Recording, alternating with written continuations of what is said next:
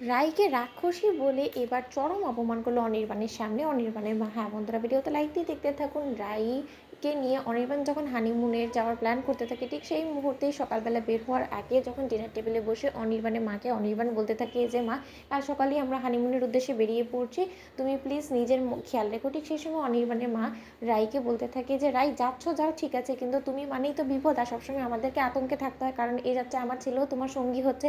না, তুমি যে পরিমাণে একটা অপয়া মেয়ে সেটা তো আর আমার বুঝতে বাকি নেই, আর তুমি একটা রাক্ষসী মেয়ে সেটাও আমার খুব একটা বুঝতে বাকি নেই। তাই আমি তোমাকে বলছি যে যাচ্ছ তুমি তোমার মতো করে যাও, কিন্তু তোমার সঙ্গ আর যাই হোক না কেন যাতে আমার ছেলের জন্য অভিশপ্ত না প্রমাণিত হয় সেই ব্যবস্থাটাই তোমাকে করতে হবে। কারণ তুমি তো খুব ভালো করেই জানো যে তুমি যেখানেই যাও না কেন সেখানেই তুমি তোমার সঙ্গে করে বিপদকে নিয়ে যাও। তার জন্য আমি তোমাকে বলছি যে আমার ছেলে যদি তোমার কারণে কোনো বিপদের সম্মুখীন হয়ে যায়, তখন তো তুমি আমার ছেলেকে সেখানে রেখেই পালিয়ে যাবে নিজের জীবন বাঁচানোর তাড়নায়। তখন আমার ছেলের কী অবস্থা হবে তুমি সেটা একবারও ভেবে দেখেছো? তাহলে তুমি এত বড় দুঃসাহস কেন দেখালে যে তুমি আমার ছেলের সাথে হানিমুনে যাবে বলো তো? আর তোমার তো শত্রুর অভাব নেই, এবার তোমার শত্রু টার্গেট যদি আমার ছেলে হয়ে যায় তোমার কারণে, তখন কি হবে? তুমি কি জবাব দিবে আমাদেরকে? তোমাকে একটা কথা স্পষ্টরূপে বলে দিচ্ছি, তোমার কারণে যদি আমার ছেলের গায়ে একটা আঁচড়ও লাগে তাহলে কিন্তু তোমাকে ছেড়ে কথা বলবো না।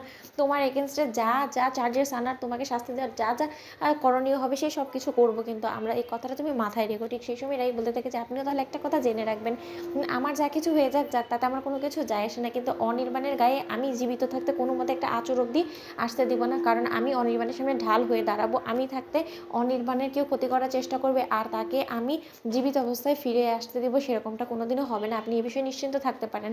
ঠিক সেই সময় অনির্বাণের মা বলতে থাকে যে হ্যাঁ, এরকম বড় বড় কথা তো সবসময় বলে বলে বাড়ি ছেড়ে চলে গিয়েছিল, তারপরে তো নির্লজ্জ বেহের মতন আবার আমার ছেলের হাত ধরেই বাড়িতে ফিরে এসেছিল, তাই তোমার কথার যে কোনো মূল্য নেই সেটা আমার বুঝতে আর কোনো রকম কোনো বাকি নেই। অন্যদিকে অনির্বাণ বলতে থাকে যে মা, তোমার কি মনে হয় বলো তো যে আমরা মধুচন্দ্রিমায় যাচ্ছি না যুদ্ধে যাচ্ছি?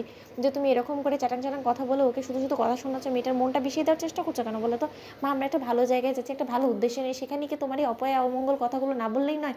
ঠিক সেই সময় অনির্বাণের মা বলতে থাকে কি সাদে কি আমি আর বলছি, তোমার বউ যে কতটা অপয়া সেটা তো তুমি এতদিনে ঠিকই টের পেয়েছো, কিন্তু তা সত্ত্বেও তুমি তোমার বউয়ের ভালোবাসা হাবুডুবু খেয়ে তুমি এখন অন্ধ হয়ে গিয়েছো অনির্বাণ। তোমার এই অন্ধত্ব যতদিন না দূর হবে ততদিন যে কী অবস্থা হবে তোমাদের সংসারে সেটা আমার আর কোনো রকম কোনো কিছু বুঝতে বাকি নেই। কিন্তু তোমাকে একটা কথা বলেই দিচ্ছি যে তুমি তোমার এই বউকে ভালোবেসে এই বউয়ের ভালোবাসায় হাবুডুবু খেয়ে অন্ধ হয়ে একদিন তুমি তোমার প্রাণটা খোয়াবে, তুমি দেখে নিও।